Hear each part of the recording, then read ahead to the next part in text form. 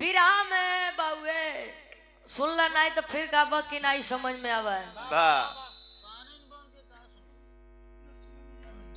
घरे तनो समझाई नहीं समझ में आता एक मानव की यार बिना रामायण महाभारत के गवैये पार ना पा सकते बा वही रामायण महाभारत गुरुजी वही रामायण है जिसमें लिखा गया है सूत गवार ढोल पसुनारी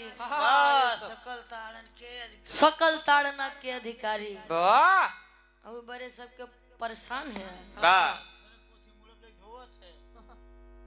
दिसंबर महीने में घटना हुई थी उस घटना के बारे में जानकारी है कि अमित शाह जी कह रहे थे जितना भीम भीम चिल्लाते हैं उतना अगर ईश्वर का याद करबे कि स्वर्ग में चला जाबे। यहाँ बैठा के स्वर्ग देखे आए जिन्होंने अधिकार दिया मेरे बिरहा का संदेह था कि अगर गद्दी पर बैठना है इंसाफ करना है तो जहांगीर के जैसा करिए जो कि मुसलमान धर्म का होकर भी हिंदू धर्म की लड़की के साथ न्याय किया। इतनी छोटी बात नहीं समझ में आई। समझ में आई कहे कि एक रोटी कम खा लेकिन लड़कन के कम पढ़ाओ जले ज्ञान नहीं तो ले बुद्धि नहीं हो। लेकिन मैंने पढ़े लिखों को गंवारतों के श्रेणी में जाते हुए देखा है और इसीलिए देखा है क्योंकि कहो जे मरत हाँ जे सही मरत हाँ जे चोर मरत हाँ डकैत मिलत हाँ मरत हाँ सबके स्वर्ग में जाता तो नरक में के जात बा बतावा। चोर डकैत जितना सज्जन आदमी मरता है स्वर्गीय फला बाबूजी क्यों नाम के आगे नरक्यू लगा लिया न्याय पर बैठा दिए हैं 5 साल से चिल्लाते हैं अखिलेश भैया आवा अखिलेश भैया आवा। प्रधान पद के जितना लोग खड़ा है वो जानते हैं कि प्रधानी चुनाव में 4 लाख हमार जाये 5 लाख जाये काऊ 4 लाख 5 लाख तोरे विकास भरे देते हैं नहीं 75 वाली सीसी दे दे 500 रुपया दे दे वोटो हमारे तरफ आ जाए। और शिक्षा की बात करते हैं लोग। Doctor B R. अम्बेडकर साहब जी ने कहा था कि शिक्षा उस शेरनी का दूध है जिसने पिया है उसने दहाड़ा है। पीवे न करबो तो झूठे दहाड़बा। वही महाभारत वही सुपंखा जी गई राम जी लगे राम जी कहें लक्ष्मण लगे जा लक्ष्मण जी काट ले नाक उनकर वही बड़े चढ़ाई कर दे था पे दका दका वही बड़े सबके परेशान है। जिस दिन रामायण महाभारत के जैसे संविधान भी टीवी पर दिखाने जाने लगा ना वही दिन रामायण महाभारत सबको भूल जाबा। हम नहीं कहते कि आप ईश्वर को मत मानिए अरे यार माना लेकिन पाखंड मत फैलावा। गंगा जी हुए यहाँ त्रिवेणी संगम हुए बा इलाहाबाद हुए भी भाइयों एवं बहनों 3 घंटे के अंदर अगर आप लोग स्नान कर लेंगे तो अमर हो जाएंगे। तो काहे नहीं मोदी जी चलाए ना और तू लोगों करे पीछे भागते है ना यार। देखो भैया कई दिन जिए थे अमर हो गया है अमर उमर तो नहीं बा देखा चाहिए बा बारे बहादुर बड़ी बढ़िया प्रसंग रहे। अच्छा एक बात बा गुरुजी बताओ गदहा गुगर हम मनई बनवावे हाय हाय हाय बारे घोर कलयुग चलत बा पार जेके जमन तन मिला ओके जल्दी क्यों बदली नहीं पौत बा उस ससुर चूतिया कैसे रान की चला गराने की अपने गदही के लड़किया बनवे बरदे बा। अरे भाई नहीं से एक जमाने भाई एक बात जान लीजिए कि कलाकार समाज का एक दर्पण होता है। झूठ बोले का बोल रहा भाई इतने जमीन बंजर बा हम बताई के जाती बंजर बा जले सही होई जले नपिए में नहीं तले हम यहाँ रहबे न करबे मतलब झूठ बोल दे तो गवैया बड़ा नीक बा सच्चाई तनी से बता दे रे यार समझी नहीं आवता। धन्य हो प्रयागराज पढ़े लिखे के लोगों में मैंने अनपढ़ों को मैंने गंवारों को कैसे देखा है तनी हम एक गीत में बताते हुए से होली गीत के फरमाइश रहे उसके बाद हमारी तरफ से कार्यक्रम के समापन रही। आवा गुरुजी तनी सा भाव बने जे पढ़ो लिखे वो गंवार कैसे हैं तनी सा विचार करा जाए।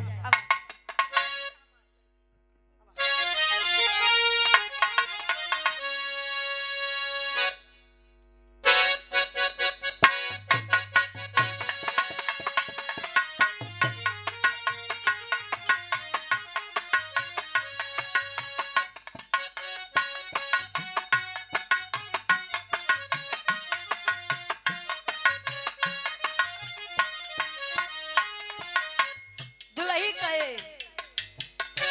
लड़ी कैया हमार गधे लैया हमार लड़ी कैया हमार गधे लैया हमार जन जा बलम पर दसवा गधे लैया हमार लड़ी कैया हमार पर दसवा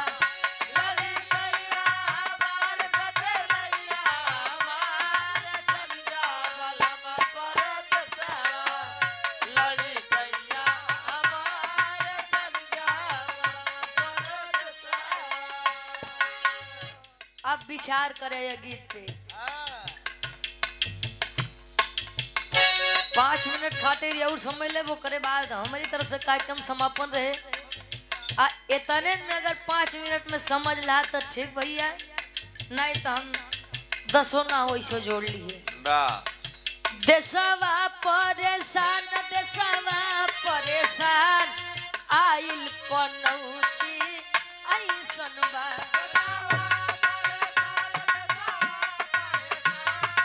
आइल पनौती ऐसन बा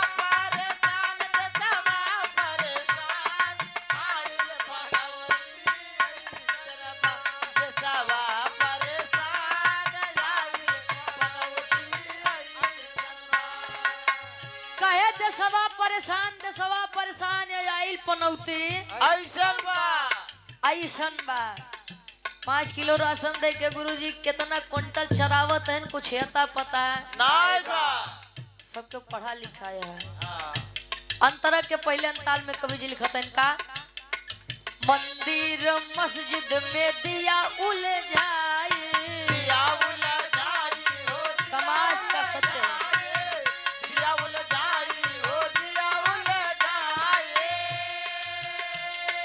धर्म के नाम पे राह लड़ाई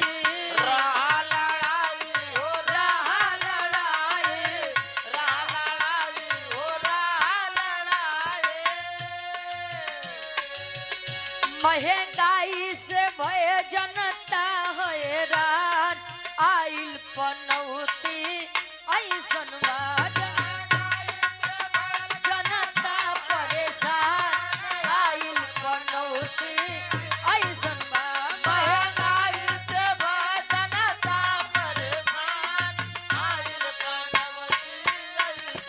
बा महंगाई से भय जनता परेशान आइल पनौती ऐसन बा मंदिर मस्जिद में दिया उलझाई आप हिंदू हैं आप मुसलमान हैं हिंदू में तू अहिर है तू गडेरिया है तू पासी है तू चमार है भाइयों एवं बहनों जान ले उत्तराखंड हिंदू राष्ट्र खतरे में है जले हिंदू धर्म से प्रधानमंत्री जी हैं तले हिंदू राष्ट्र खतरे में बा ऐसे बढ़िया मुसलमान के बैठा हुआ मुसलमान भाई खतरे में जाए कम से कम हिंदू सेफ रही है नहीं आप हिंदू हैं आप मुसलमान हैं अरे यार पढ़े लिखे आए इतना बुद्धि नहीं बा कि जब हमारा इस संसार में कुछ है ये नहीं है हम काहे हिंदू मुसलमान के बीच में जाएगी लड़ी लोग पहले के समय में कहते थे कि हिंदू मुस्लिम सिख ईसाई आपस में हम सब भाई पहले हिंदू एक हो जाए तले बाद में मुसलमान हो सिख ईसाई एक में हो जाए और मेरे विराग का संदेश केवल यही था कि न्याय अगर पद पर बैठे हो तो न्याय निस्वार्थ होकर करो वरना मत करो मत बैठो उस गद्दी पे जले सोना चांदी के दाम गुरुजी बड़ा सस्ता रहे तले जनता बड़ा लगे बड़ा महंगा बा आज सोना कहूँ 1,54,000 के होत बा कहूँ 60 पे पहुंचत बा कहूँ 65 पे आज सब सुखी है तो पढ़ा लिखा गंवार नहीं है समाज में क्या परिवर्तन हुआ है केवल ये हम लोगों ने सुना है लेकिन आप लोग उसके साक्षात प्रमाण है एक वोट की कीमत साहब होती है और हम अपना वोट सिर्फ 75 रुपया 500 रुपये बदे बेच दी थी वो 500 दे बा 1000 दे दे अरे यार प्रधान बड़ा नीक है नो ओ नहीं क्यों उठवा दे दी है अजले ऑटो पाए जाइए तो भैया चलत है ये 5 साल बाद दिखा तले मूड पीटे लगबा अरे यार के का ओट दे दे तले त नशा चढ़ी रे 500 रुपया 1000 रुपया 75 वाले के बाद में खोजबा विकास नहीं होत बा बारे जमाना अंतरा के दूसरे अंताल में कभी जी लिखत है ना भाई केवल धर्म के लड़ाई बा और कोने चीज के लड़ाई बा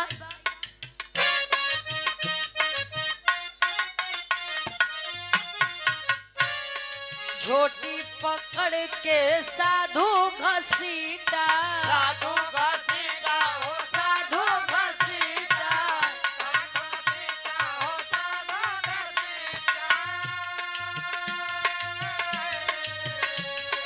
गए शंकराचार्य मेलावई में हो पीटा मेलवई में पीटा हो मेलवई में पीटा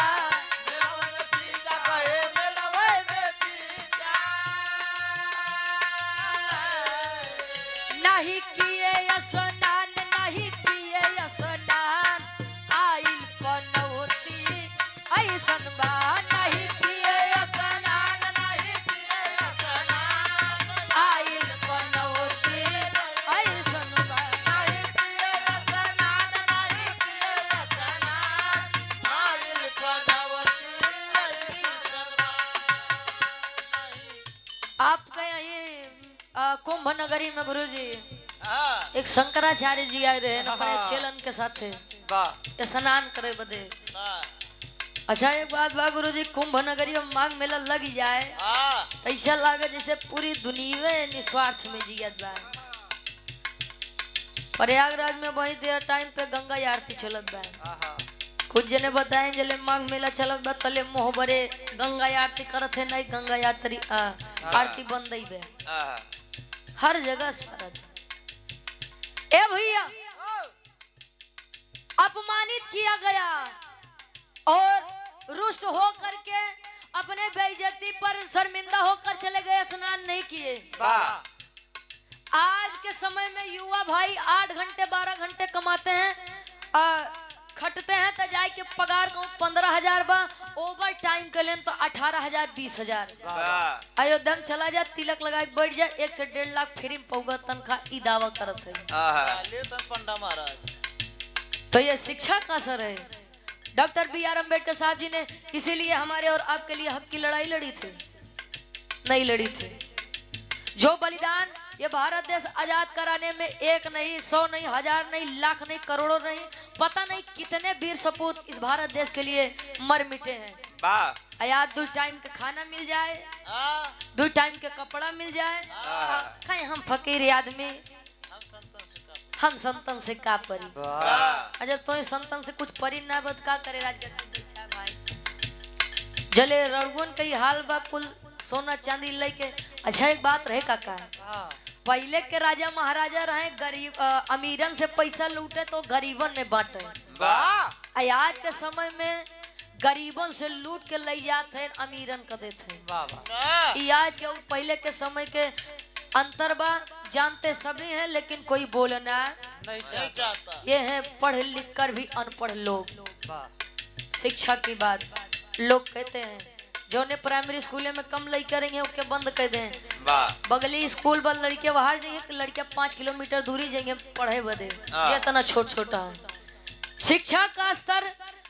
शिक्षा की महंगाई इतना कर दिया जा रहा है ताकि गरीब घर के लड़के पढ़वे न करें अब पढ़िए ना तो अपने अधिकार पर बोली है काहे अच्छा माई बाबू बेचारे बड़ा ही अच्छा आदमी है आज के समय में 2 रोटी कम खाते हैं लेकिन लड़कवा हमारे बढ़िया स्कूले में जाए तो 70% लड़के केवल टाइम पास करे जाते हैं स्कूले में बैग खुले आए घरे मोबाइल है मोबाइल देखे ना स्कूले में तले बैग के चैन खुलत बा तो मम्मा ही बाबू कितना रखेंगे भाई अंतरा के तीसरे अंताल में कवि जी लिखते हैं सही है ना नगेंद्र भैया क्या करवा है चरम सीमा विकास बा भारत देश की रक्षक ही बन गई ले काहे कसैया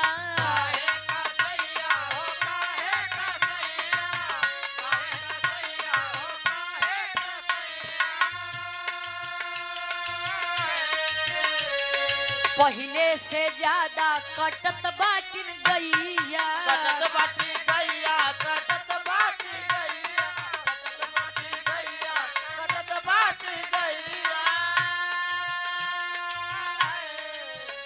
अयास लदी लदी के देखा देशो विचार आइल पनौती ऐसन बा देशो विचार आइल पनौती ऐसन बा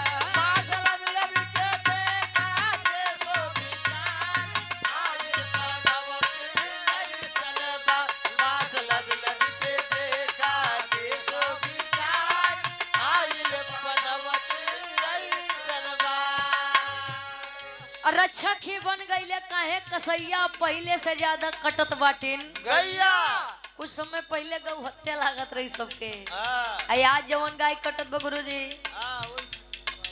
ओमा नहीं गौ हत्या लागत बा खुद तो खातो वहाँ ऊपर से विदेशों पहुँचावत है समाज का एक बड़ी दुविधा दिखा थे गुरुजी घर में आपका बच्चा जन्म लेगा तो तले जाबा दौड़ के पंडित जी बुलाई लोग पंडित जी लइका भवा तनी सहित ये देखला निकासन ओकर कब होई आ लइकवा के नामकरण करे के बा कहो लड़का आप सबके नाम दूसरे से पूछ के रखो हुआ लोग साहित्य दिखावत हैं कि बाबा तनी पतरवा देख लेता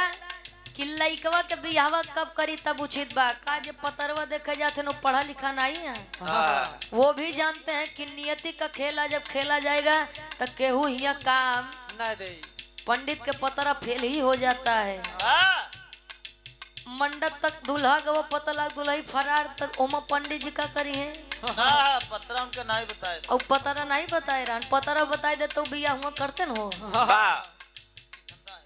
धंधा बा लोग जैसे अपना अपना यादव बिरादरी काम बहु भाई दूध बेचे विश्वकर्मा जी के काम बहु अपन लोहा वाला काम देखे कुहार जी के काम बा वो अपन मिट्टी के घड़ा वड़ा बनवा वो लोग अपन काम करे तो उन लोग का एक धंधा बा इटावा कांड में यही तो हुआ था ना कि यादव समाज का एक व्यक्ति गया था कथा करने के लिए उस चुनी होकर कटवाई दी गई यही डर था कि अगर इस सुधरे साले अगर आई जाएंगे तो हमारे लोग का धंधा चौपट हो जाएगी वरना वहाँ से कोई न पंडित बन के आता है न चमार न पासी न अही न गड़ेरिया यहाँ आए के बाद सब बनत है तो जागिए साहब शिक्षा किताबी कीड़ा मत बना समाज के कीड़ा बना जवन देखा के माना एक कहा कि काम नहीं चली कि हम संतन से का परी जले माई बाबूजी हैं तो एक लोटा पानी देख लड़कियां नहीं राजी बा माई बाबू मरियन तो माई बाबू का खातरे नोके लायक मुड़े पर रख दे जे चला गए वही संसार से तू गाय तहर लड्डू बता सकाए अजय तेरे तोरे न्योता खाई कहे यार सब तो बढ़िया रहा लेकिन पनीरियन तेल ज्यादा हो गया दिल से मान लीजिए ईश्वर भी मिलेंगे क्योंकि हर व्यक्ति के अंदर ईश्वर का वास होता है अब केहू बताए कि उन राम नहीं हो श्याम है तबे मन में वो राम श्याम है तोरे बुद्धि नहीं बा तू पढ़े लिखे नहीं है और आखिरी भाव भाई गीत के खैर शिक्षा की बात पहले के हमारे काका दादा कम पढ़े लिखे लेकिन उनके अंदर संस्कार रहे कहे भैया नमस्ते राधे श्याम सीताराम जय राम आज के समय में तो पहले लोग गोड़ धरे कैसे गुरुजी एकदम पंजा तक की पूरा हथेली जाए भैया नमस्ते भैया प्रणाम आज वाले तुरंत काका नमस्ते ई जमाना बदल के बा कहे गुड मॉर्निंग गुड नाइट बाबू हरे काजे ने गुड मॉर्निंग गुड नाइट का हो कम से कम शिक्षा पहले के लोग महुआ खाए और आज के लोग महुआ है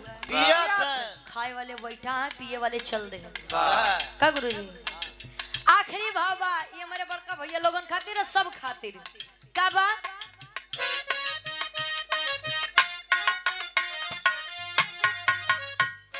रोजगार मंगी है तो मिली हो लाठी हो लाठी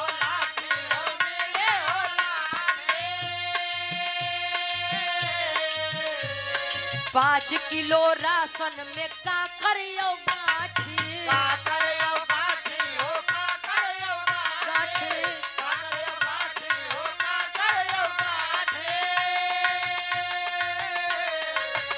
रोजगार मांगे तो मिली हो लाठी अब 5 किलो राशन में का करियो साहब एक नारा लोग लगाते हैं कि बेटी बचाओ बेटी पढ़ाओ आए दिन इस भारत देश में बलात्कारों की संख्या बढ़ती जा रही है। मुंबई की एक 3 साल की बेटी थी, उसके साथ बलात्कार कर दिया गया। एक 7 साल लड़की के साथ हद तो तब हो गई जब लोग लाश के साथ रेप करना चालू कर दिए। एक दिन के अंदर नोटबंदी हो सकती है, एक दिन के अंदर लॉकडाउन लग सकता है। क्या एक दिन के अंदर उन अपराधियों की फांसी की सजा नहीं दी जा सकती? अपराधी भी जानता है कि पैसा बात सब बा नहीं बता, ये पैसा सरकार के मुंह पे फेंक दे तो हम आजाद घूमब। आज के नौजवान अगर रोजगार मांगे तो रोजगार नहीं, लाठी डंडा बरसी। अब 5 किलो राशनो देते हैं तो कहूँ में प्लास्टिक के चावल बा, तो कहूँ में काकर बा, तो कहूँ कुछ बा। घरे अगर 10 मन यहाँ तो विश्वास माना 6 जने के राशन कटा बा, 4 जने के दई के मनावत है 15 लाख खत्म देते बा। रोजगार मंगी है तब मिली हो लाठी, 5 किलो राशन में का करियो गाठी। अमलेंदु कहे रुचि बा नुकसान। और उम्मीद करते हैं ये बात हमार समझ में आई हुई भाई, और नहीं समझ में आई हुई तो बहुत बहुत धन्यवाद भाई हो दे। काहे कि ऐसी ओपन ये नहीं बता सके हम, नहीं तो आज के समय में सच कहने पर किसको कब फांसी दे दी जाएगी गुरुजी, सच कहने पर किसके ऊपर कब मुकदमा दायर हो जाएगा ये कोई नहीं जानता है। ये बड़े बड़ा डेल लागत हाँ ये बड़े अबे देश दुनिया देखे लाए भाई। अमलेंदु कहे रुचि बा नुकसान, आइल पनौती ऐसन बा।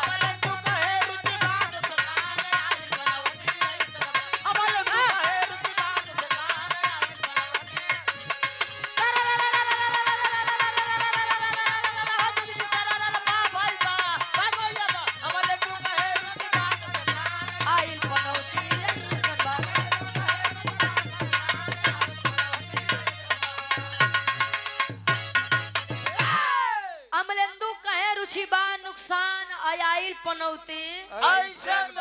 ऐसन बा बाबा, सुट्टा फूंक के कुछ न होई। हाँ नहीं तो अपन अपन जिंदगी तो जिये ले जाओ ना, हम लोग हमारे लोग के कहाँ जाई। अब दोबारा से गले में हांडी या कमर में झाड़ू न लटकावे चाहते महाराज, अबे तो ऑटो दे लाग नहीं। हम सब जागिए और समाज को जागरूक बनाइए, यही हमारे इस गीत का संदेश था। शिक्षित होइए और शिक्षित के साथ साथ परिस्थितियों से लड़ना भी सीखिए। हमारे असली माता पिता, हमारे असली भगवान जो हैं उनकी कदर कर लीजिए, वो ऊपर वाला अपने आप सुखी रही। का गुरुजी दादा ललन भैया के बुला देता। अब 5 मिनट कोनो और लोग गीत हो जाए, अब 5 मिनट के कोनो लोग गीत हो जाए।